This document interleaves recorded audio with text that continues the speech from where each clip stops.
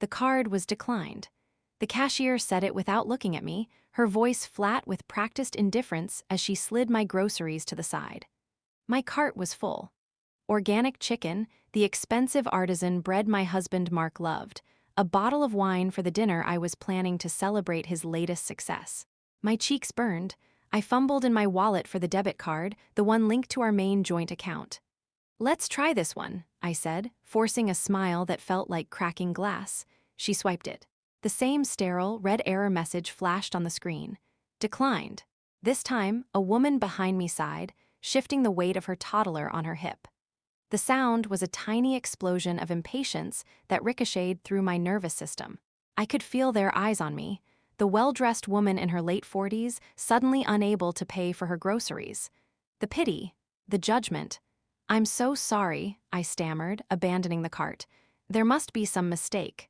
An issue with the bank."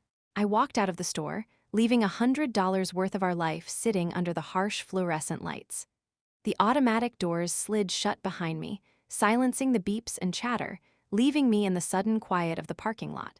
The air was cool, but I was sweating. My hands trembled as I dialed Mark's number. He answered on the third ring, his voice clipped and distant, the background noise of a busy office humming behind him. "Mark, something's wrong with the cards. They were both declined at the grocery store." There was a pause, not a confused pause, a heavy, deliberate one.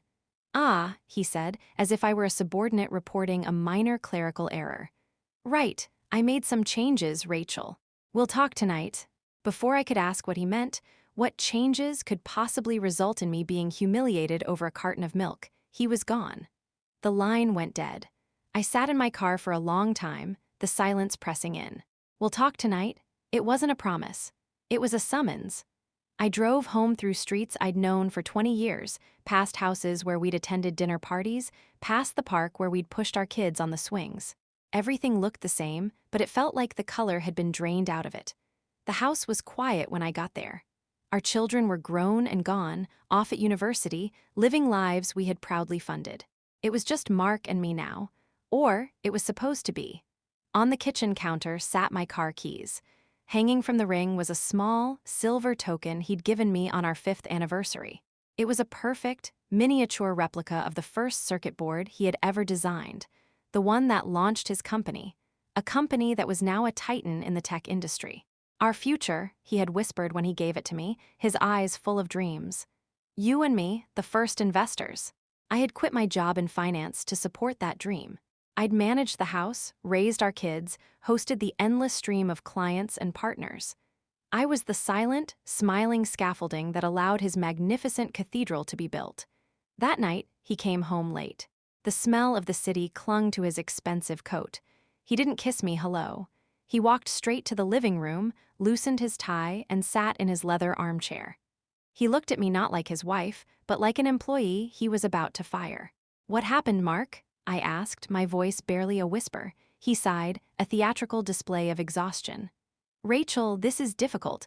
I've moved forward with the separation." The word hung in the air between us, ugly and sterile. Separation. What are you talking about? We haven't even talked about a separation. "We're talking now," he said, his voice devoid of any emotion. "I have consolidated the assets to protect the company during the transition. All joint accounts have been frozen. I've arranged for a monthly allowance to be deposited into a new account for you. It should be more than sufficient for your personal needs." My personal needs. He said it as if I were a pet he was arranging care for. The humiliation from the grocery store was nothing compared to this. This was a deeper, colder shame. He hadn't just left me. He had liquidated me. "Consolidated the assets?" I repeated, the words tasting like poison. "You mean you stole our money? Money I helped you earn, money from a life I helped you build." He didn't even have the decency to look away. "I built the company, Rachel. You were a wonderful wife and mother, and you will be compensated for that. But business is business. I can't have my personal life creating instability for my shareholders." He stood up then, adjusting his cuffs. "My lawyer will be in touch with yours. I've already moved my things into the city apartment." And just like that, 25 years were erased. He walked out the front door, the solid, expensive wood clicking shut behind him. I didn't move. I just stood there, in the house that was no longer my home, holding the keys to a car I could no longer afford to run, with a little silver circuit board that was supposed to represent our future. A future that had just been terminated like a bad investment. That's when I realized the silence in the house wasn't just emptiness. It was the sound of my life being stolen. The first week was a blur of hollow hours and sleepless nights. The allowance Mark mentioned appeared in a new bank account, the name of which I didn't even recognize. The amount was a joke. It was a calculated insult, enough to pay the utilities on our massive house and buy the cheapest food, but not enough for anything else. It was designed to keep me tethered, to remind me with every small, pathetic transaction that he was in control. I started a checklist of humiliations. Turning down the thermostat in October to save money, wearing a sweater inside the cavernous house that we once kept at a perfect, climate-controlled temperature. Canceling the cleaning service, the gardeners, the pool maintenance. I told them we were making changes. They knew. I could see the pity in their eyes. They had seen men like Mark before. I called my friends, the women I had shared my life with, wives of Mark's colleagues and board members. Their voices were full of a strained, syrupy sympathy. "Oh, Rachel, I'm so sorry to hear," one said. "You must be devastated." But when I suggested we get lunch, there was a sudden, awkward pause. "Things are just so crazy right now, you know. Let me call you back when it settles down." They never called back. My social life, once a whirlwind of charity galas, dinner parties, and weekend trips, evaporated overnight. My worth, I quickly learned, had been directly tied to my husband's net worth. I wasn't their friend. I was an accessory to power, and now that the power was gone, so was I. My sister, Sarah, was the only one who told me the truth. She lived 1,000 miles away, in a small house with a leaky roof and a life filled with love, not luxury. "He's not just leaving you, Ratch," she said over the phone, her voice crackling with anger on my behalf. "He's trying to break you. He's trying to make you so small and so scared that you'll take whatever scraps he offers in the divorce and disappear." Her words were harsh, but they were real. And they terrified me, because it was working. I spent my days drifting through the house like a ghost. Every object mocked me: the Italian leather sofa we'd picked out together, the paintings on the walls he'd bought at auction, the walk-in closet filled with designer dresses and shoes for a life I no longer lived. They weren't mine. They were his. I was just the curator of his museum. I started selling things. Quietly online. A handbag here, a pair of unworn shoes there. The small influx of cash felt like a guilty secret. It was a pathetic act of rebellion, turning his expensive gifts into money for groceries he wouldn't have to approve. One rainy Tuesday, I found myself in his home office. He had cleared out his desk, but the built-in bookshelves were still full. He had always been a pack rat, keeping records of everything. I don't know what I was looking for. A clue, maybe? A reason? An old letter that might explain how the man who had once called me his most important investor could turn into this cold, cruel stranger. In the back of a deep closet, behind a stack of old tech magazines, was a dusty cardboard box labeled Inception. My heart started beating a little faster. This was from the very beginning, the garage days. I pulled it out and sat on the floor, dust motes dancing in the weak afternoon light filtering through the window. Inside were old notebooks filled with his frantic scrawls, early business plans, and legal documents from the company's first incorporation. It all felt like a lifetime ago. I saw my own handwriting in the margins of a business plan, notes from my finance background that he'd asked for my help with. He had conveniently forgotten that part. And then I saw it. Tucked inside a faded manila folder was a single, elegantly printed share certificate. It was for 1 share of his company, issued to me in my maiden name. I remembered the day he gave it to me. We were in our tiny apartment, eating cheap pizza off paper plates to celebrate securing his first round of seed funding. He'd had it printed as a surprise. "One for you," he'd said, his smile so genuine it hurt to remember. "So you'll always own a piece of the dream." It was a romantic gesture, nothing more. A single share, before countless splits and dilutions, was effectively worthless. A sentimental scrap of paper. He had clearly forgotten it existed, leaving it behind with the other relics of a past he was trying to erase. I held the certificate in my hands. The paper was thick, the ink slightly faded. It felt real. In a life that had suddenly become a mirage, this piece of paper was a tangible link to a promise. A promise he had not only broken but pretended was never made. The loneliness was a physical weight. There was no one to tell. No one who would understand the strange significance of this useless piece of paper. My kids called, and I'd lie, telling them everything was fine, that their father and I were just working through things. I couldn't bear for them to know how completely I had been discarded. The shame was too great. I would sit in the dark kitchen for hours, the house silent around me. I'd hold that silver keychain in one hand and the old share certificate in the other. The keychain represented the man he pretended to be. The certificate represented the truth he had forgotten. He had locked me out of the empire we were supposed to build together. He had reduced me to an allowance, a monthly reminder of my dependence. He thought my contributions were worthless, sentimental, easily dismissed. He saw me as a relic of his past, something to be archived and forgotten, just like that dusty box in the closet. I stayed up all night, the certificate resting on the kitchen table. I watched the sun come up, casting long shadows across the floor. The world felt different. The grief was still there, a cold stone in my stomach. But sitting beside it was something else. A tiny, hot spark of anger. Not the loud, messy kind, but a quiet, focused, ice-cold fury. He had left me in this big, empty house to wither, to be forgotten. But he'd made a mistake. He had overlooked the details. He had forgotten the woman I was before I met him, the one with a mind for numbers and a degree in finance. He'd forgotten the woman who had helped him write his first business plan. He thought he had taken everything, but he had left me with the proof of his first promise. I realized he hadn't just stripped me of my life, he had given me a weapon. The next morning, the sun streamed into the kitchen, hitting the share certificate on the table. It looked different in the light, not like a relic, but like a key. I made a pot of coffee, the first real coffee I'd had in weeks instead of the cheap instant kind, and sat down with a notepad. My hands were steady. The fog of grief and humiliation had started to recede, replaced by a crystalline clarity. He thought I was the wife, the mother, the hostess. He had forgotten I was the woman with the honors degree in finance. He had forgotten that before I devoted my life to his, I had a mind that saw the world in numbers, patterns, and leverage. I spent the entire day in his old office, which I now thought of as mine. I used the desktop computer he'd left behind, wiping it clean first. My fingers flew across the keyboard, the old muscle memory returning. I started with his company's public records. IPO date, initial share price, every stock split since it went public. There had been 4 splits. A 2-for-1, then another, then a 3-for-1, and a final 2-for-1 just 3 years ago.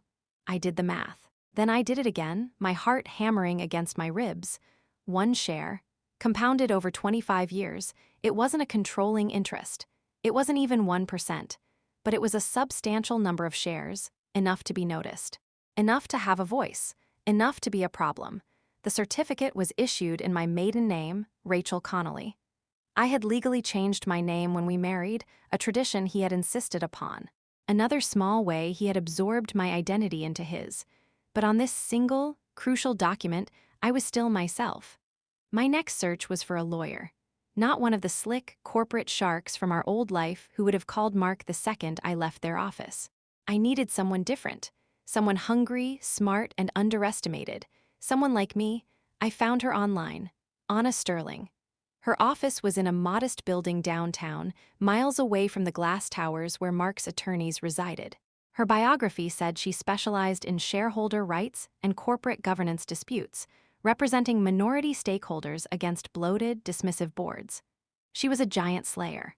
I booked a consultation using a new email address I created at the public library. I paid the fee with money from a pearl necklace Mark had given me for our 20th anniversary. The irony was exquisite. Walking into her office a week later, I felt a tremor of fear. This was the first step. The moment it became real, Anna was sharp, with intelligent eyes that missed nothing. She didn't offer false sympathy. She listened, her expression unreadable as I laid out the story. The separation, the financial cutoff, the calculated cruelty of it all. I spoke in a low, even voice, determined not to sound like a hysterical, scorned wife. Finally, I slid the original share certificate, protected in a plastic sleeve, across her desk. She picked it up carefully, almost reverently. She examined the date, the signature, the company seal. She looked at my name. Then she looked at me. A slow smile spread across her face. It wasn't a smile of pity. It was a smile of pure, predatory delight. "Mrs. Peterson," she began, then corrected herself.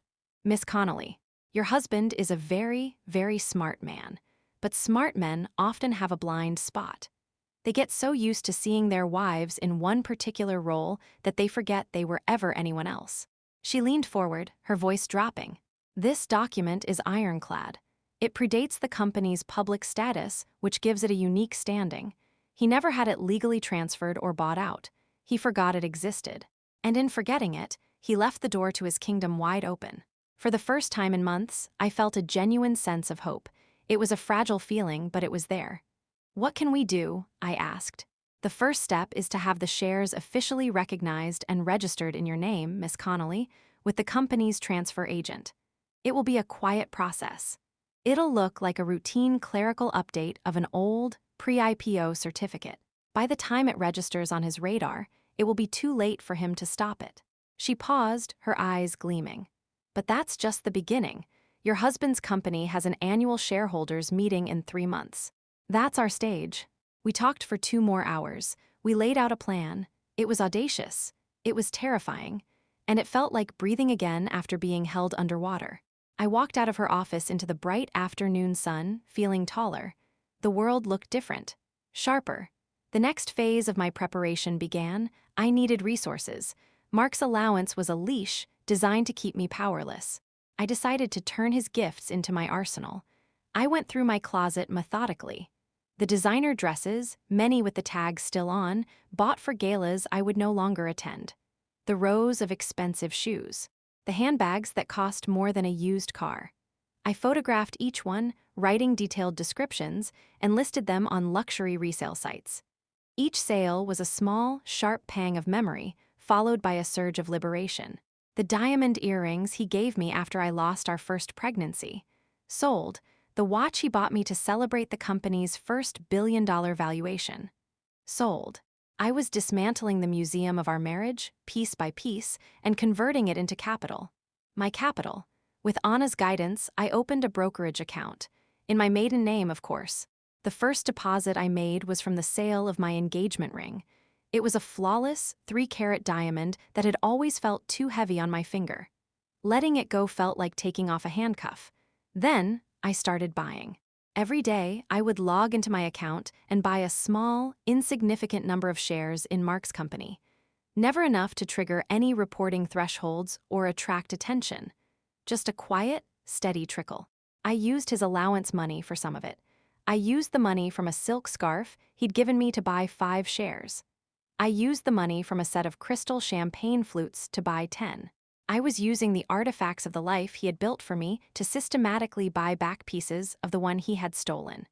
My days took on a new rhythm. I was no longer a ghost haunting a mausoleum.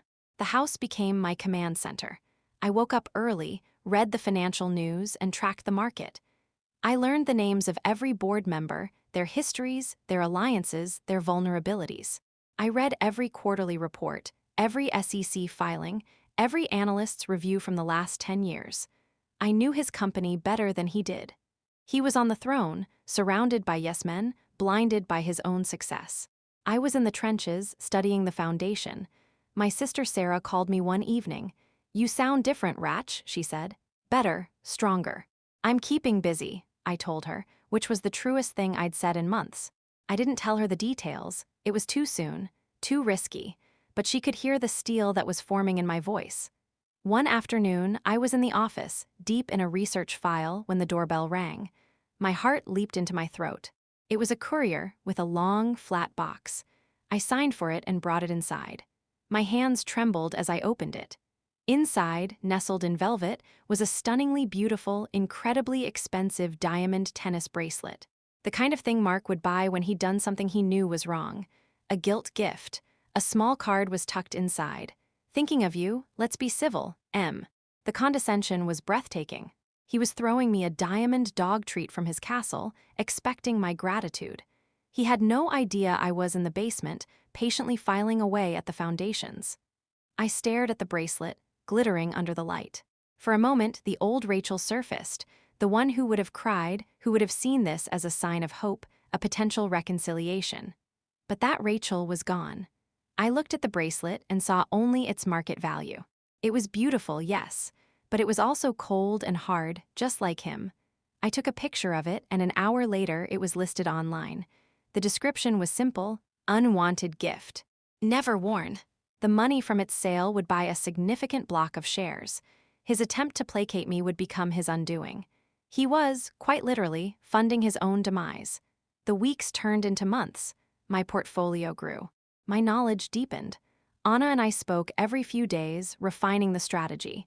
We weren't just planning an attack, we were building a case. A case against his leadership, his hubris, his reckless spending on vanity, projects the board rubber-stamped without question. He had made himself a king, and kings grow complacent. They forget about the people in the shadows. They forget who helped them build their castles. The notice for the annual shareholders' meeting arrived in the mail, addressed to Miss Rachel Connolly. It was a glossy, impersonal invitation to an event I had attended on Mark's arm for 2 decades, smiling politely and making small talk. This year would be different. This year, I wasn't an accessory. I was a shareholder. I circled the date on my calendar. Then I went to my closet and looked at the single, simple, dark business suit I had bought with my own money. It wasn't a designer label. It wasn't a gift. It was armor. That's when I realized I was no longer a victim of his story. I was the author of my own. The day of the meeting, the air was sharp and cold. A perfect, clear sky arched over the city, the glass towers of the financial district scraping against the blue. I chose my armor carefully. The simple, dark business suit, low heels that made no sound. My hair was pulled back in a severe, elegant knot. There was no trace of the woman Mark had left behind, the wife who favored soft cashmere and pearls. Looking in the mirror, I saw a stranger I was only just beginning to know. Miss Connolly. In the pocket of my jacket, my fingers found the small, silver circuit board keychain. It was cold and smooth. A talisman. A reminder of the beginning, and now, a witness to the end. Anna met me in the lobby of the corporate headquarters. It was a cathedral of steel and glass, designed to make people feel small. It had always worked on me before. Today it was just a building. "Ready?" she asked, her eyes calm and steady. I nodded, as I'll ever be. We walked into the auditorium. It was exactly as I remembered. A sea of dark suits, the low murmur of conversations, the scent of expensive coffee and ambition. I saw faces I recognized, board members I had hosted for dinner, wives I had once called friends. They glanced at me, a flicker of confusion in their eyes before turning away. They didn't know where to place me in this new context. We found seats near the back, by the aisle, anonymous, invisible. Mark walked onto the stage to a round of polite applause. He looked impeccable, confident, the king in his court. He smiled, a practiced, easy smile that didn't reach his eyes. His gaze swept the room, and for a fleeting second it passed over me. There was no recognition. To him, I was just a shadow in a room full of suits. The meeting began. The CFO droned on about quarterly earnings. Projections were made. Charts were displayed. It was the familiar, lulling rhythm of corporate self-congratulation. I felt my own rhythm sync with it, my heart beating a slow, steady drum against my ribs. I wasn't listening to the words. I was listening for my cue. It came an hour later, the Q&A session. A microphone was set up in the center aisle. This was it. Anna gave me a small, almost imperceptible nod. I stood up. My legs felt both weak and incredibly strong. I walked down the aisle, the soft carpet silencing my footsteps. All I could hear was the blood rushing in my ears. Heads turned. The murmuring in the room quieted as I reached the microphone. Mark was squinting, trying to place me. I saw the exact moment recognition dawned. His smile faltered. A flash of annoyance, then confusion, crossed his face. He thought I was here to make a scene, to cry, to beg. I adjusted the microphone, my hands perfectly steady. The small squeal of feedback silenced the last whispers in the room. Every eye was on me. "Good morning," I said, my voice clear and even. It didn't sound like my own. It sounded stronger. "My name is Rachel Connolly." I paused, letting the name hang in the air. My name, not his.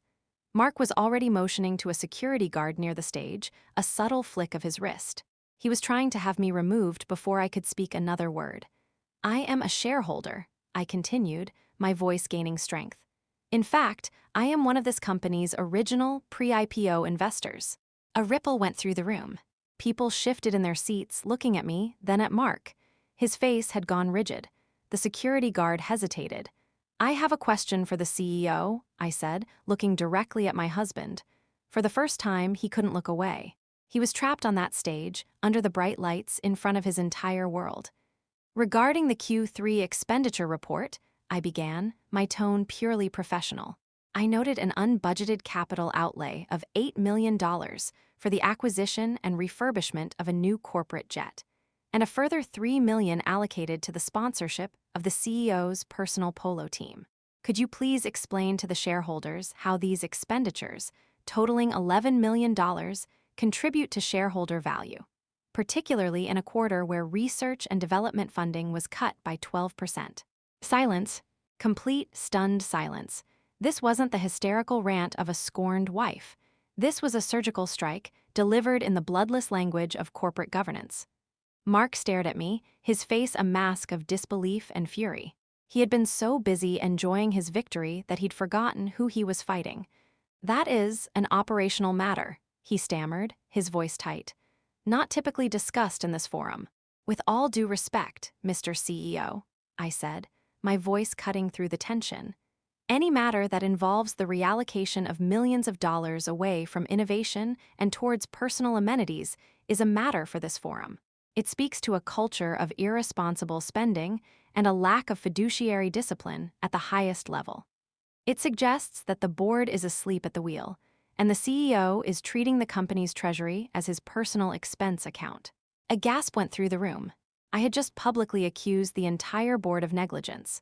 Mark's face was pale. The carefully constructed image of the untouchable tech titan was cracking right before everyone's eyes. Your time is up, he snapped, his voice losing its polished veneer.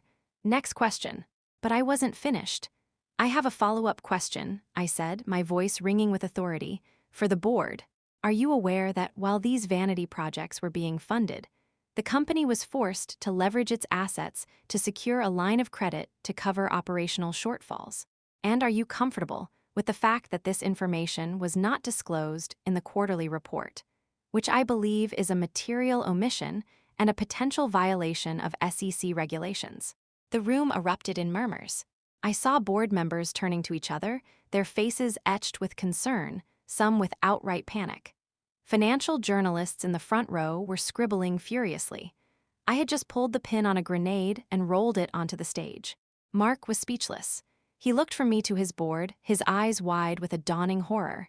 He had been publicly, expertly, and humiliatingly outmaneuvered, not by his competitors, not by a corporate raider, by the wife he had mocked, excluded, and discarded. He tried to regain control, banging the gavel on the lectern. "This meeting is adjourned," he shouted, his voice cracking. But it was too late. The damage was done. I had not raised my voice. I had not mentioned our marriage. I had not shed a single tear.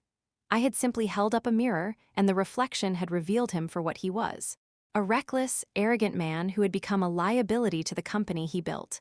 I placed the microphone back in its stand, turned, and walked back up the aisle. No one spoke. They just watched me. The sea of suits parted for me as I walked. I could feel their eyes on my back, eyes full of shock, of dawning respect, of fear. As I reached the doors, I glanced back at the stage. Mark was standing there, alone at his podium under the harsh lights. He looked small, defeated. He was no longer the king.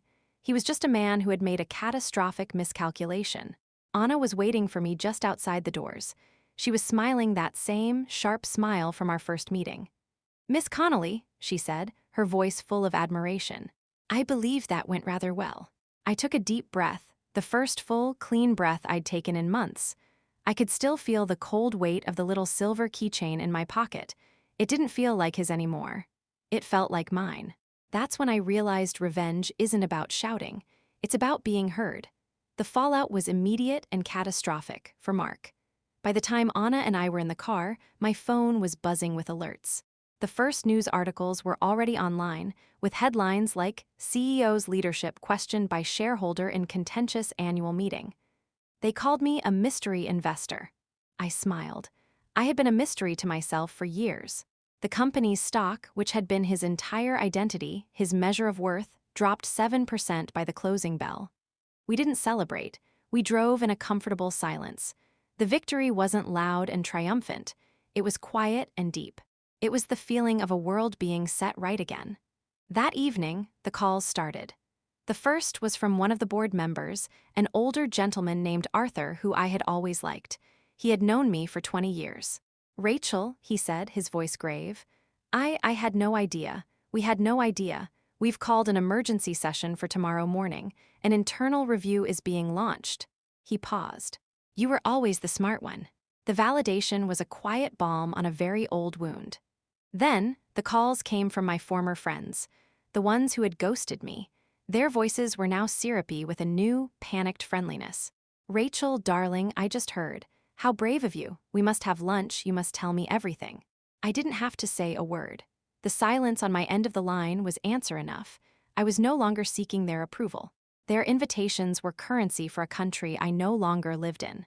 Mark's call came late that night. I let it go to voicemail. His message was a rambling, incoherent mix of fury and disbelief. He accused me of trying to destroy him, of betraying him. He couldn't comprehend that I had done this. He still saw me as the woman who organized his closets and planned his dinner parties. The idea that I had outplayed him in his own arena was a possibility his ego could not compute. Listening to his voice, I felt nothing. No anger, no satisfaction, just a profound and final sense of detachment. He was a stranger yelling into a machine. 2 weeks later, the company issued a press release. Mark was stepping down as CEO to pursue other opportunities. He was being replaced by an interim CEO while the board conducted a formal search. He had lost everything that mattered to him, not his money, but his status, his throne, his legacy. He hadn't been destroyed by a hostile takeover. He had been quietly dismantled by a truth he had long forgotten. His lawyers contacted Anna the next day. The divorce proceedings, which had been designed to be a long, drawn-out war of attrition to bleed me dry, were suddenly settled in a single afternoon. They agreed to every one of our terms without negotiation. They wanted me to disappear. They wanted Miss Connolly to be a footnote, not a chapter. The settlement was more than fair. It was just. It was a mathematical recognition of my 25 years of partnership. The last time I went back to the house was to collect my personal things. It was empty. The movers had already taken all of Mark's furniture, his art, his life. It was just a big, hollow space that echoed with memories. I walked into the office, my office, one last time. The desk was clear. The shelves were bare. I stood in the center of the room and took the little silver circuit board keychain out of my pocket. I looked at it, this symbol of our shared dream. For so long, it had been a reminder of his betrayal. But now, it was something else. It was a reminder of my own strength, of the woman I had been before him, and the woman I had become because of him. I didn't need it anymore. I left it sitting in the middle of the empty desk, a small, silver ghost in a house full of them.